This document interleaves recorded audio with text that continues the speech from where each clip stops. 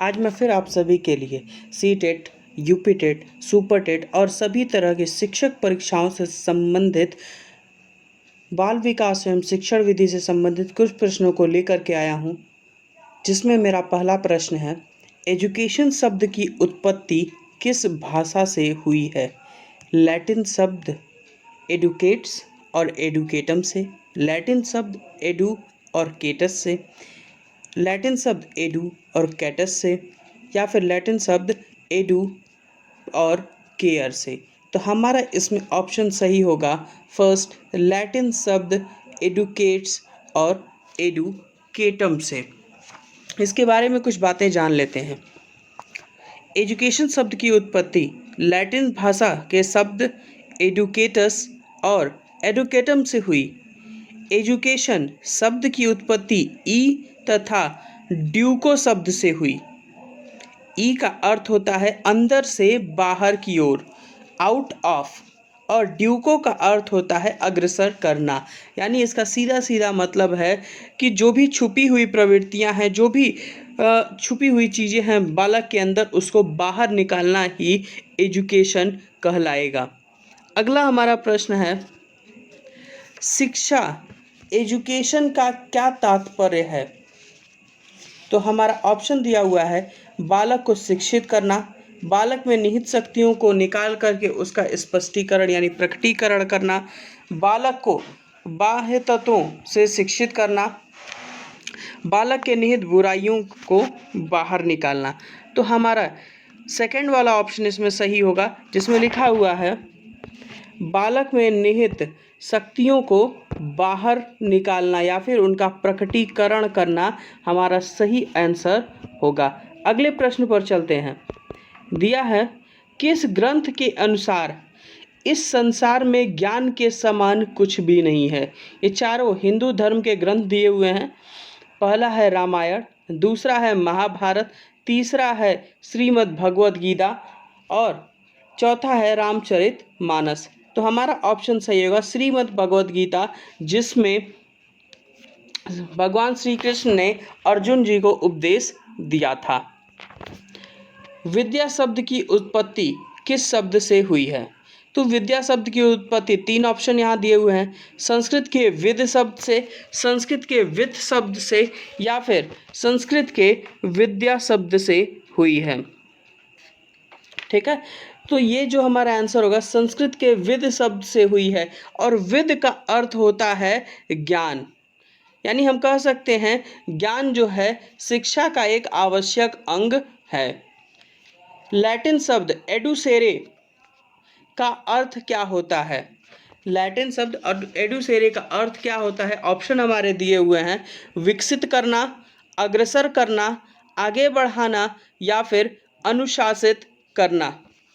तो हमारा option number 1 सही होगा। एडुसेरे का मतलब होता है विकसित करना।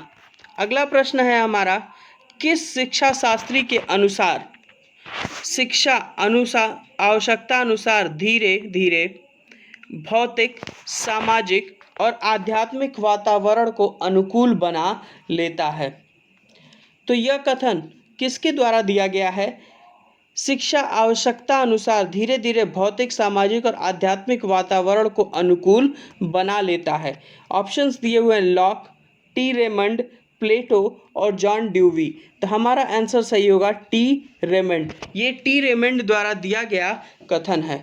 कुछ और महत्वपूर्ण कथन हैं जो कि और शिक्षाविदों द्वारा दिए गए हैं।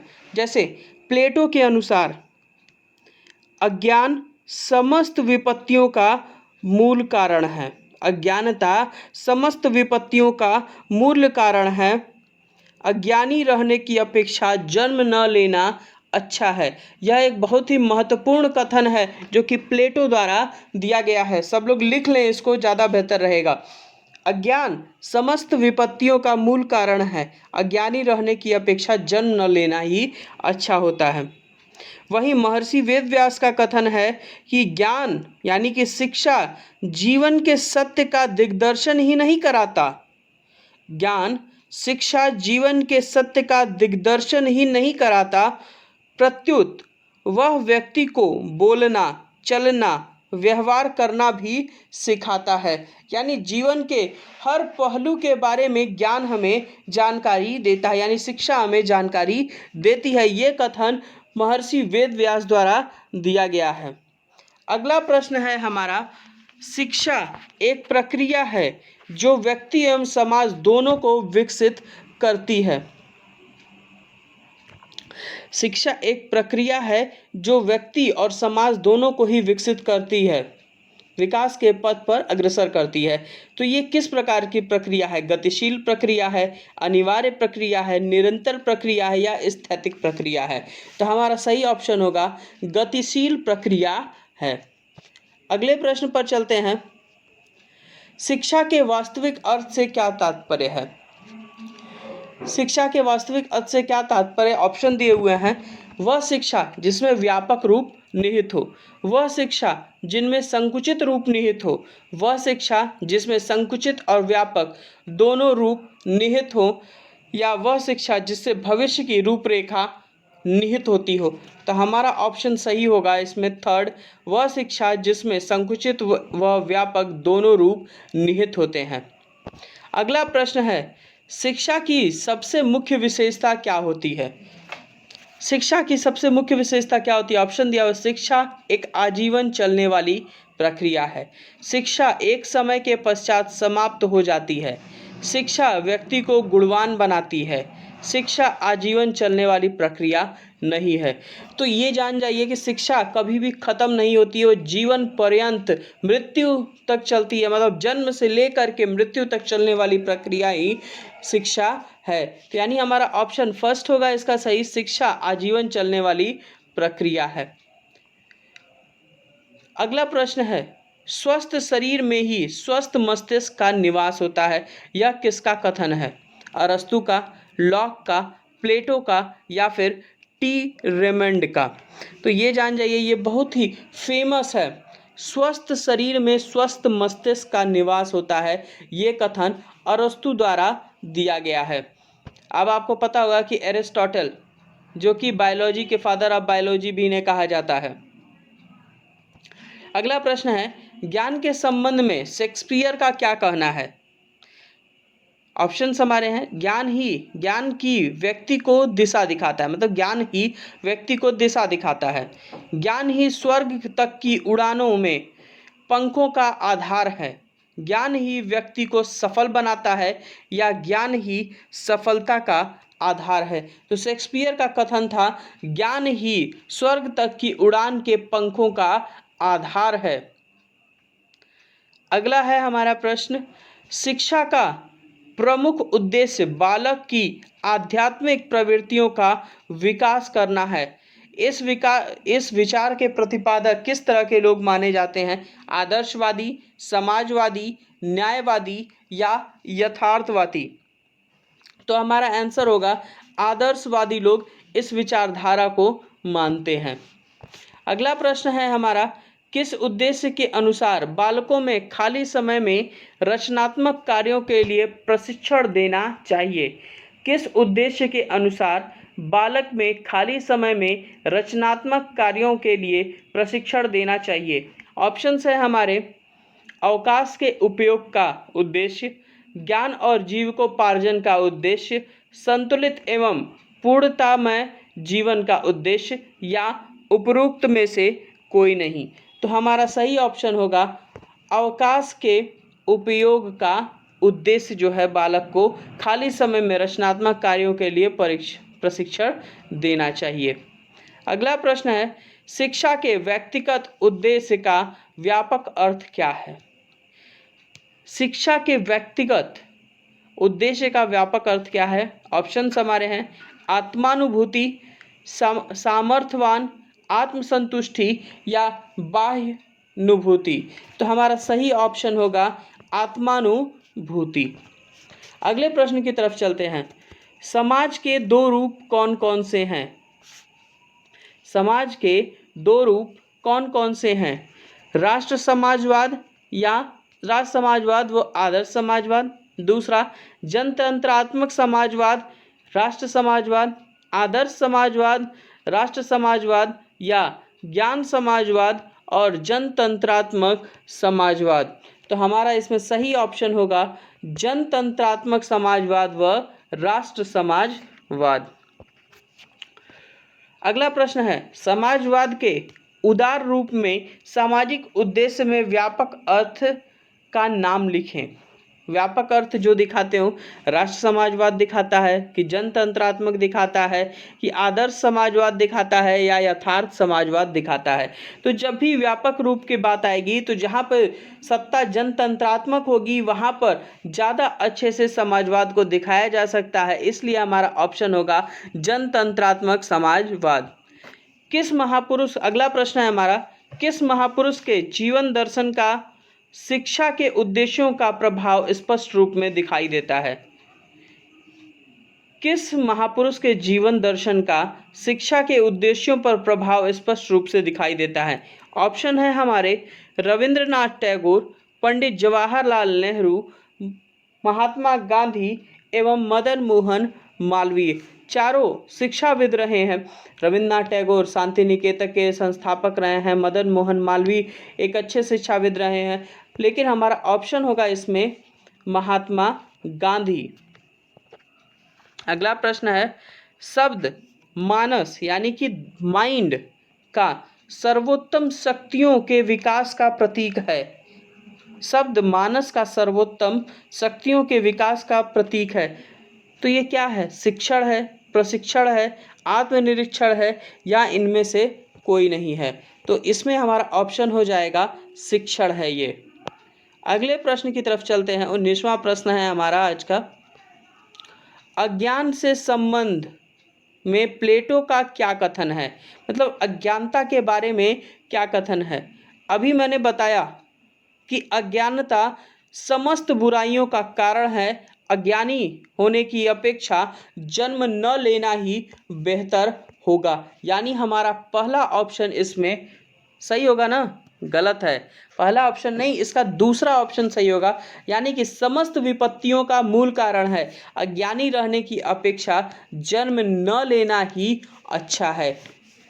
ठीक है, यहाँ पर विपत्तियों का मुख्य कारण अज्ञान को माना गया है और अज्ञानी रहने की अपेक्षा जन्म न लेना ही बेहतर माना है उन्होंने। अगला प्रश्न है, शिक्षा के विश्लेषणात्मक अर्थ को लिखिए। शिक्षा के विश्लेषणात्मक अर्थ क्या है? छात्रों को जन्मजात शक्तियों का विकास करना, बाह्य शक्तियों द्वारा छात्रों का विकास करना, या छात्रों की नैतिक शक्तियों का विकास करना, या छात्रों की सामाजिक शक्तियों का विकास करना। तो ये जान जाइए, छात्रों में कुछ जन्मजात शक्तियाँ होती हैं, तो विश्लेषणात्मक अर्थ यही होता है कि उनके अंदर जो जन्मजात शक्तियाँ हैं उनका विकास करना ही विश्लेषणात्मक अर्थ है। यह किसका कथन है? कथन याद रखेंगे सब लोग, क्योंकि कथन सीटेट, यूपीटेट, सुपरटेट सभी टीचर शिक्षक परीक्षाओं में पूछे जा सकते हैं। पौधे का विकास कृषि द्वारा तथा मनुष्य का विकास शिक्षा द्वारा होता है। ये सन 2016 यूपीटेट का पूछा हुआ क्वेश्चन है। पौधे का विकास कृषि द्वारा तथा मनुष्यों का विकास शिक्षा द्वारा किया जाता है। यह किसका कथन है? ऑप्शन है हमारे जॉन डीवी, जॉन लॉक, प्लेटो और अरस्तु। लॉक हमारा सही आंसर होगा। अच्छा ठीक है, जॉन लॉक की सबसे फेमस पुस्तक कौन सी थी जो कि फ्रांसीसी क्रांति के समय लिखी गई? आप सब मुझे इसका आंसर कमेंट बॉक्स में दें। अगला प्रश्न है लॉक से ही संबंधित। लॉक के अनुसार शिक्षा के प्रमुख कार्य क्या हैं? शिक्षा का कार्य असहाय प्राणी के विकास में सहायता पहुंचाना है, जिससे वह सुखी, नैतिक तथा कुशल मानव बन सके। दूसरा, पौधों का विकास कृषि द्वारा, मनुष्यों का विकास शिक्षा द्वारा होता है, जो शिक्षा का एक प्रमुख कार्य है। यह सही है। तीसरा, सृष्टि का विकास प्रकृति द्वारा, मनुष्य का विकास गुरुओं के शिक्षा द्वारा होता है। और चौथा कथन है मनुष्यों के जीवन का सर्वांगीण विकास करना शिक्षा का प्रमुख कार्य है। तो ऊपर हमने पढ़ा है पौधे का विकास कृषि द्वारा और मनुष्य का विकास शिक्षा द्वारा होता है, यह शिक्षा का प्रमुख कार्य है। यह कथन जॉन लॉक का है, तो उनका यही सही होगा। अगला प्रश्न है हमारा, अनौपचारिक शिक्षा का क्या तात्पर्य है? अनौपचारिक शिक्षा का क्या तात्पर्य है? अनौपचारिक मतलब जिसका कोई लिखित प्रमाण मौजूद न हो। तो ऑप्शन हमारे हैं, अनौपचारिक शिक्षा अव्यावहारिक होती है तथा बिना किसी नियम या विधि से प्राप्त होती है। दूसरा है, अनौपचारिक शिक्षा नियमित होती है, जो निश्चित नियम के अनुसार क्रियाशील होती है और उसकी एक निश्चित योजना बनी होती है। अगला है, अनौपचारिक शिक्षा व्यवहारिक होती है तथा बिना किसी नियम या विधि से प्राप्त होती है। और आखिरी ऑप्शन है हमारा, उपरोक्त में से कोई नहीं। ठीक है, तो याद रखने वाली बात है कि अनौपचारिक शिक्षा जो कि हमको परिवार, समाज इत्यादि द्वारा मिलती है, तो वो क्या होती है, वो शिक्षा हमें व्यवहारिक ज्ञान देती है तथा इसमें कोई भी नियम और कानून नहीं होते, नियम या विधियां नहीं होती हैं। अगला प्रश्न है हमारा प्रश्न नंबर 24वां, बालक को स्वतंत्र रूप से सीखने का अवसर प्रदान करना किस शिक्षा का उद्देश्य है? बालक को स्वतंत्र रूप से सीखने का, तो ऑप्शन हमारे दिए गए हैं, अनौपचारिक शिक्षा, औपचारिक शिक्षा, दूरस्थ शिक्षा। तो अनौपचारिक शिक्षा में बालक स्वतंत्र रूप में रह करके अपने समाज, अपने परिवार से सीखता है। ठीक है, तो एक बात और आप लोग जान जाएं, ये शिक्षा के 3 प्रकार की मुख्य रूप से शिक्षा होती है। शिक्षा के 3 प्रकार होते हैं। पहला होता है अनौपचारिक शिक्षा, दूसरा होता है औपचारिक शिक्षा तथा तीसरा होता है दूरस्थ शिक्षा। ठीक है, दूरस्थ शिक्षा के स्वरूप भी होते हैं जिनके 3 महत्वपूर्ण घटक हैं। कभी कभी पूछ सकता है कि दूरस्थ शिक्षा के महत्वपूर्ण घटक कौन कौन से हैं। तो याद रखिए सब लोग कि मुक्त अधिगम, अधिगम सब में रहेगा इसलिए मैं केवल उनके पहले वर्ड लिख रहा हूं, मुक्त अधिगम, मुक्त शिक्षा। ठीक है, और तीसरा हमारा होगा इसमें पत्राचार शिक्षा, पत्राचार शिक्षा। ये तीनों जो हैं वो दूरस्थ शिक्षा के प्रमुख घटक हैं, मुक्त अधिगम, मुक्त शिक्षा व पत्राचार शिक्षा। आप इन तीनों को नोट डाउन कर लें। इसी के साथ हमारा अगला प्रश्न है, विद्यालय, चर्च, पुस्तकालय, अजायब घर, त्रिभवन और तथा पुस्तकें आदि किस शिक्षा व्यवस्था के साधन हैं? किस शिक्षा व्यवस्था में ये सारी चीज़ें पाई जाती हैं? ऑप्शंस इसमें दिए हुए हैं, औपचारिक शिक्षा, दूरस्थ शिक्षा, अनौपचारिक शिक्षा या अनियमित शिक्षा। तो हम सबको पता होगा कि पुस्तकालय कहाँ होगा, पुस्तकालय, अजायब घर, चित्र भवन तथा पुस्तकें और विद्यालय, यानी कि ये औपचारिक शिक्षा के ही भाग हैं। यानी इसका ऑप्शन नंबर फर्स्ट सही होगा, औपचारिक शिक्षा। दूरस्थ शिक्षा को परिभाषित करिए। ऑप्शंस दिए हुए, दूरस्थ शिक्षा एक अव्यावहारिक शिक्षा व्यवस्था है जो किसी नियम या विधि के द्वारा प्राप्त होती है। दूसरा है, दूरस्थ शिक्षा एक बहुआयामी शिक्षा व्यवस्था है जो मुद्रित तथा अमुद्रित साधनों से प्राप्त होती है। तीसरा है, दूरस्थ शिक्षा का पाठ्यक्रम, संगठन तथा व्यवस्था का अभाव होता है। तथा चौथा कथन है, दूरस्थ शिक्षा एक व्यावहारिक शिक्षा व्यवस्था है जो मुद्रित या अमुद्रित साधनों से प्राप्त होती है। तो हमारा ऑप्शन सही होगा इसमें सेकंड वाला, दूरस्थ शिक्षा एक बहुआयामी शिक्षा व्यवस्था है। सबको पता है कि एक बहुआयामी शिक्षा व्यवस्था होती है जिसमें मुद्रित व अमुद्रित यानी पत्राचार के माध्यम से ज्ञान देने की कोशिश की जाती है। अब अगला प्रश्न है, दूरस्थ शिक्षा के घटकों के नाम कौन कौन से हैं? मैंने अभी नाम बताए थे सबको कि मुक्त अधिगम होगा, मुक्त शिक्षा होगी और पत्राचार शिक्षा होगी। यानी हमारा ऑप्शन नंबर 4 जो है इसका सही होगा, यानी तीनों इसके प्रमुख घटक हैं। अगला प्रश्न है, दूरस्थ शिक्षा के साधन मुद्रित सामग्रियों में, मतलब छपी हुई सामग्रियों में किसे शामिल किया जाता है? पुस्तकों को, पत्र पत्रिकाओं को, अध्ययन सामग्री को या इन सभी को? तो ये सभी जो है छपी हुई हैं, छाप करके बनाई जाती हैं, यानी मुद्रित की जाती हैं, यानी हमारा ऑप्शन सही होगा ये सभी। वृत्त चित्र, स्लाइड, ऑडियो वीडियो, कैसेट तथा सीडी को किसके अंतर्गत शामिल किया जाता है? वृत्त चित्र, स्लाइड्स, ऑडियो वीडियो, कैसेट तथा सीडी को किसके अंतर्गत शामिल किया जाता है? श्रव्य दृश्य सामग्री, अश्रव्य दृश्य सामग्री, अध्ययन समूह या फिर कंप्यूटर। ठीक है, तो ये होगा, ये ऑप्शन हमारा 29वां का फर्स्ट सही होगा, श्रव्य दृश्य सामग्री। अब आते हैं अगले प्रश्न पे। किस कक्षा तक को प्राथमिक शिक्षा में रखा जाता है?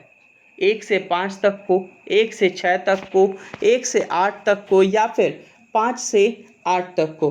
तो हमारा ऑप्शन सही होगा, 1 से 8 तक की शिक्षा को प्राथमिक शिक्षा माना जाता है। इसी के तहत 4 वर्ष से 14 वर्ष तक के 6 से 14 वर्ष तक के बच्चों को एक सुदृढ़ शिक्षा देने के लिए 2001 में एक संशोधन आया था, जिसमें 6 से 14 वर्ष तक के बच्चों को मुफ्त शिक्षा देने का प्रावधान किया गया था, जिसको सर्व शिक्षा अभियान के नाम से भी जाना जाता है। वैदिक कालीन शिक्षा के प्रमुख स्रोत क्या थे? वैदिक कालीन शिक्षा के प्रमुख स्रोत क्या थे? वैदिक काल में किस चीज की शिक्षा प्रमुखता दी जाती थी? वेद की दी जाती थी, धर्म की दी जाती थी, ग्रंथ की जाती थी या फिर इनमें से कोई नहीं? तो हमारा सही ऑप्शन है वेद।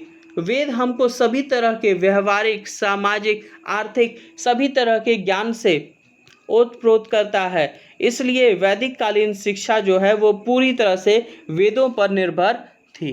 अगला प्रश्न है हमारा, प्रारंभिक शिक्षा की किसी एक आवश्यकता को लिखें। मतलब प्रारंभिक शिक्षा की कौन सी एक आवश्यकता होती है? मस्तिष्क का विकास करना, सामाजिक एवं न्याय तंत्र बनाना या फिर तकनीकी उन्नति करना या फिर इनमें से कोई नहीं? तो ये जान जाइए, हमारा ऑप्शन नंबर 3 इसका सही होगा, यानी कि सामाजिक एवं न्याय तंत्र को विकसित करना ही प्राथमिक शिक्षा की एक प्रमुख आवश्यकता में से एक है। अगला प्रश्न है, वैदिक युग के शिक्षा प्रबंध का कौन करता था? शिक्षा का प्रबंध कौन करता था? राजा करता था, व्यापारी करता था, ब्राह्मण करता था या ये सभी करते थे? तो ये जान जाइए कि शिक्षा की पूरी जिम्मेदारी जो है वो पूरी तरह ब्राह्मणों पर थी। ठीक है, और ये हमको पता है कि 4 वर्णों में हमारे समाज को बांट दिया गया था, ब्राह्मण, क्षत्रिय, वैश्य और शूद्र, जिनमें ब्राह्मणों का काम क्या था? शिक्षा प्रदान करना, वेदों का अध्ययन करना तथा जो भी त्याग किए जाते थे लोगों के द्वारा, जो भी दान दिया जाता था, उनको ग्रहण करना। अगला प्रश्न है हमारा, चूड़ाकर्म संस्कार का क्या तात्पर्य है? तो चूड़ाकर्म संस्कार किसको कहते हैं? 5 वर्ष की अवस्था में बालक का विद्यारंभ करा देना, 4 वर्ष की अवस्था में बालक का विद्यारंभ करा देना, 6 वर्ष की अवस्था में बालक का विद्यारंभ कराना या फिर 7 वर्ष की अवस्था में बालक का विद्यारंभ कराना। तो चूड़ाकर्म से मतलब है कि 5 वर्ष की अवस्था में बालक का विद्यारंभ करा देना। अगला प्रश्न है, गुरुकुल में बालक के किस संस्कार के बाद गुरु शिक्षा प्रारंभ करता है? मतलब कौन सा ऐसा संस्कार होता है? हमने 16 संस्कारों के बारे में हमारे हिंदू धर्म में दिया हुआ है, तो आप सभी जिनको 16 संस्कार याद हो वो कमेंट बॉक्स में वो सारे 16 संस्कार मुझे लिख करके बताएं। उपनयन संस्कार, चूड़ाकर्म संस्कार, मुंडन संस्कार, प्रवज्या संस्कार। तो याद रखिए कि प्रवज्या संस्कार जो है वो हिंदू धर्म का नहीं है। ठीक है, वो किस धर्म का है? बौद्ध धर्म का है। हमारा चूड़ाकर्म हमने पढ़ ही लिया, मुंडन सब जानते हैं, बाल छिलवाना, और लेकिन तब बचा हमारा क्या? उपनयन संस्कार, यानी हमारा आंसर होगा उपनयन संस्कार। और किस मंत्र के द्वारा, अगले प्रश्न में दिया है, किस मंत्र का उपदेश देकर गुरुकुल में बालक को शिक्षा प्रारंभ करते हैं? गुरु मंत्र देकर के, महामृत्युंजय मंत्र देकर के, गायत्री मंत्र देकर के या फिर शिक्षा आरंभ मंत्र देकर के? तो हमारा ऑप्शन सही होगा इसका गायत्री मंत्र के उच्चारण के बाद ही किसी भी बालक की शिक्षा वैदिक काल में शुरू होती थी। तो आपको पता होगा कि गायत्री मंत्र का एक और नाम था, गायत्री मंत्र को सावित्री मंत्र के नाम से भी जाना जाता है। कभी कभी पूछ देता है कि गायत्री मंत्र को किस और नाम से जानते हैं। अगला प्रश्न है हमारा, वैदिक काल में अध्ययन काल का सामान्यतः वर्ष कितना होता था, यानी कितने वर्षों तक वैदिक काल में शिष्य गुरु के यहाँ रहकर शिक्षा प्राप्त करता था? 8 वर्ष तक, 10 वर्ष तक, 11 वर्ष तक और 12 वर्ष तक। तो हमारा ऑप्शन होगा सही, 12 वर्षों तक रह करके शिष्य गुरु के यहाँ शिक्षा प्राप्त करता था। अगला प्रश्न है, वैदिक कालीन शिक्षा की विधियां कौन सी हैं? श्रवण यानी सुनना, मनन यानी चिंता करना, निधिध्यासन, ये सभी, ये 4 प्रणालियां दी हुई हैं, 4 विधियां दी हुई हैं, इनमें से कौन सा वैदिक कालीन शिक्षण में थी?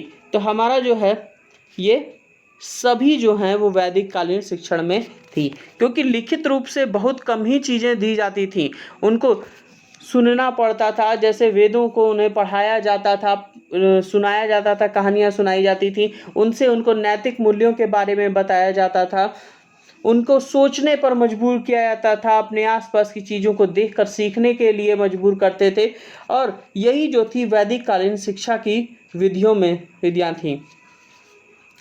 प्रव्रज्या संस्कार क्या है? मैंने पहले ही अभी बता दिया, प्रव्रज्या संस्कार बौद्धकालीन शिक्षा में बालकों का गुरुकुल में प्रवेश करना ही, ठीक है, गुरुकुल तो होता नहीं था, तो बौद्ध मठों में प्रवेश करने की प्रक्रिया जो होती है वो प्रव्रज्या संस्कार कहलाती है, यानी पहला ऑप्शन हमारा सही होगा।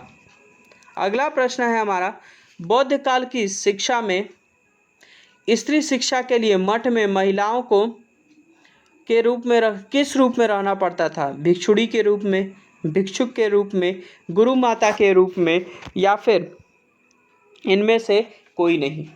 तो ये याद रखिए कि उनको भिक्षुणी के रूप में रहना पड़ता था। अच्छा, आप में से मुझे कमेंट बॉक्स में ये बताइए कि बौद्ध धर्म में की पहली भिक्षुणी कौन थी?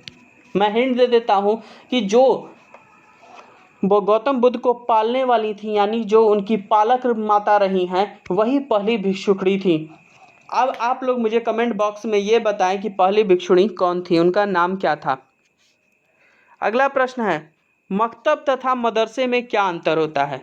मकतब उच्च शिक्षा के लिए होता है, जबकि मदरसा प्रारंभिक शिक्षा के लिए होता है, या फिर मकतब प्रारंभिक शिक्षा के लिए होता है और मदरसा उच्च शिक्षा के लिए होता है, या मकतब मौखिक शिक्षा के लिए होता है जबकि मदरसा लिखित शिक्षा के लिए होता है, या इनमें से कोई नहीं?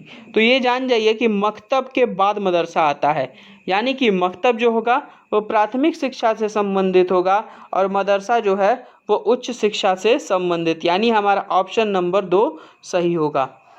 अगले प्रश्न पर जाते हैं। मुस्लिम काल में बच्चों का बिस्मिल्लाह संस्कार कब किया जाता था? तो बिस्मिल्लाह संस्कार हो, चाहे वो प्रव्रज्या संस्कार हो, चाहे वो उपनयन संस्कार हो, तीनों एक ही संस्कार के अलग अलग धर्मों में नाम हैं। तो सिंपल सी बात है, बहुत ही साधारण बात है ये, कि कभी भी गुरु के पास जाने से पहले ही ये संस्कार किए जाते रहे हैं। तो ऑप्शन हमारे हैं, मकतब में प्रवेश के पश्चात, मकतब में प्रवेश से पहले, मदरसा में प्रवेश के पश्चात, मदरसा में प्रवेश से पहले। तो शिक्षा प्राथमिक अगर शिक्षा मकतब दे रहा है तो इसका सीधा सीधा मतलब है कि मकतब के प्रवेश से पहले ये संस्कार किया जाता है, यानी ऑप्शन नंबर 2 सही है। ब्रिटिश शासन में के किस अधिनियम द्वारा शिक्षा के लिए सर्वप्रथम धनराशि की व्यवस्था की गई थी? ऑप्शन है हमारे, अधिनियम 1833, अधिनियम 1813, अधिनियम 1854, या फिर अधिनियम 1839। तो अधिनियम 1813 के तहत ब्रिटिश शासन के द्वारा शिक्षा के लिए सर्वप्रथम 1 लाख रुपए की धनराशि दी गई थी। देखिए, अगला बहुत ही महत्वपूर्ण प्रश्न है, शिक्षा का मैग्ना कार्टा किसे कहा जाता है? 1839 का ऑकलैंड का घोषणा पत्र है, दूसरा ऑप्शन है 1937 का वर्षा शिक्षा सम्मेलन है, वर्षा शिक्षा सम्मेलन। ये वर्षा नहीं, वर्धा शिक्षा सम्मेलन है। 1854 का वुड घोषणा पत्र है, या फिर कोई नहीं। तो ये जान जाइए कि चार्ल्स वुड के घोषणा पत्र को ही शिक्षा का मैग्ना कार्टा के नाम से जाना जाता है, जो कि 1854 ईस्वी में लाया गया। अगला है प्रश्न, ऑकलैंड घोषणा पत्र 1839 की मुख्य प्रावधान क्या था? तो ऑकलैंड के घोषणा पत्र का प्रमुख प्रावधान क्या था? पढ़ लेते हैं ऑप्शन। प्रति व्यक्ति 1 लाख रुपए व्यक्त करना, दूसरा है प्रति व्यक्ति 10 लाख रुपए व्यक्त करना, तीसरा है शिक्षा अंग्रेजी व देसी भाषाओं में दिया जाना, या फिर चौथा है संस्कृत एवं अरबी भाषा पर व्यय होने के पश्चात शेष धनराशि शिक्षा पर व्यय किया जाना। तो हमारा चौथा ऑप्शन इसमें सही होगा, संस्कृत एवं अरबी पर व्यय होने के पश्चात शेष धनराशि पर व्यय किया जाना, शेष धनराशि शिक्षा पर व्यय किया जाना। किस संविधान संशोधन द्वारा प्राथमिक शिक्षा को मौलिक अधिकार बनाया गया? 85वां संशोधन, 85वां संशोधन, 86वां संशोधन, 87वां, 88वां। तो मैंने अभी आपको बताया कि सन 2001 में ये संशोधन लाया गया था, जो कि 86वां संशोधन के नाम से जाना जाता है, जो कि सर्व शिक्षा अभियान के नाम से भी जाना जाता है। किस आयोग की सिफारिश पर 10 वर्षीय शिक्षा व्यवस्था को लागू किया गया था? ऑप्शन दिया गया है हमारा कोठारी आयोग, राधाकृष्णन आयोग, हंटिंग समिति, या फिर ये सभी। तो हमारा ऑप्शन सही होगा इसका कोठारी आयोग। कोठारी आयोग के बारे में कुछ बातें जान जाते हैं। देखिए हमारा ऑप्शन नंबर कोठारी आयोग सही होगा। कभी कभी ये भी पूछ देता है कोठारी आयोग किस सन में लागू किया गया, तो ये याद रखना है 1964 में। या कभी कभी घुमा करके प्रश्न पूछ देता है कि कोठारी आयोग के अंतर्गत क्या हुआ था, तो 10 वर्षीय शिक्षा को लागू किया गया था। इसके प्रमुख इनके बारे में जान देते हैं क्या क्या चीज़ें थी। वर्ष 1964 में श्री दौलत सिंह कोठारी की अध्यक्षता में, अब कोठारी आयोग के अध्यक्ष का भी नाम अगर पूछता है तो हम बता सकते हैं दौलत सिंह कोठारी, ठीक है।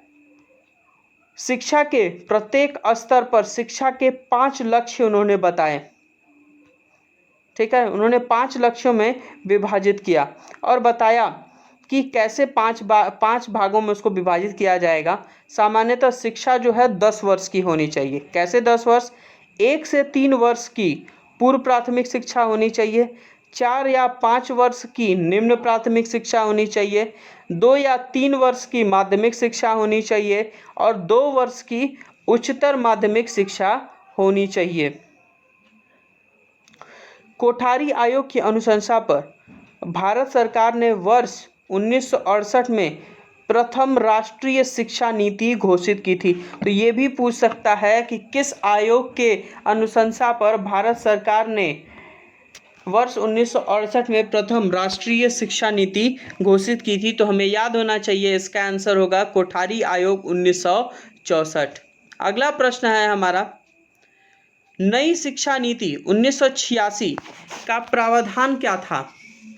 प्रारंभिक शिक्षा बाल केंद्रित होनी चाहिए, दूसरा ऑप्शन है पर्यावरण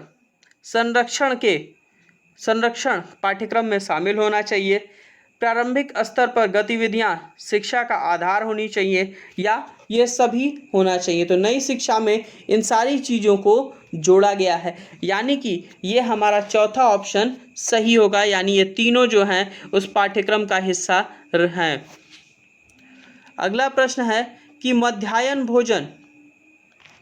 भोजन योजना कब प्रारंभ की गई? 15 अगस्त 1995 को, 15 अगस्त 1996 को, 15 अगस्त 1997 को, या 15 अगस्त 1998 को। तो हम अपना ऑप्शन मार्क कर लेते हैं। ऑप्शन फर्स्ट होगा 15 अगस्त 1995 को। तो ये जान लीजिए कुछ और भी योजनाएं हैं जिनके बारे में मैं बताना चाहूँगा इसके साथ साथ। मध्याह्न भोजन योजना 15 अगस्त 1995 में राष्ट्रीय कार्यक्रम के तहत प्राथमिक शिक्षा के लिए पोषण को शुरू किया गया था। इसमें बच्चों को पका हुआ भोजन दिया जाता था। सर्व शिक्षा अभियान, जिसके बारे में आप सब जानते हैं, 2001 में लागू हुआ, जिसका लक्ष्य था कि 6 से 14 वर्ष के सभी बच्चों को शिक्षित किया जाए, यानी उनको प्राथमिक शिक्षा प्रदान की जाए।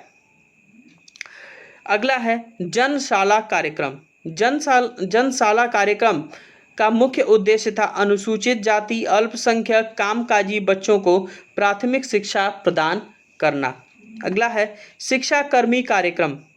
यह जो है दूर दराज, अर्ध शुष्क तथा समान रूप से पिछड़े क्षेत्रों में प्राथमिक शिक्षा की गुणवत्ता सुधारने का काम करता था। कस्तूरबा गांधी बालिका विद्यालय, यह अनुसूचित जाति, जनजाति, पिछड़े वर्गों तथा अल्पसंख्यक वर्गों की बालिकाओं के लिए आवासीय विद्यालय से शिक्षा का प्रसार करना इनका मुख्य उद्देश्य था।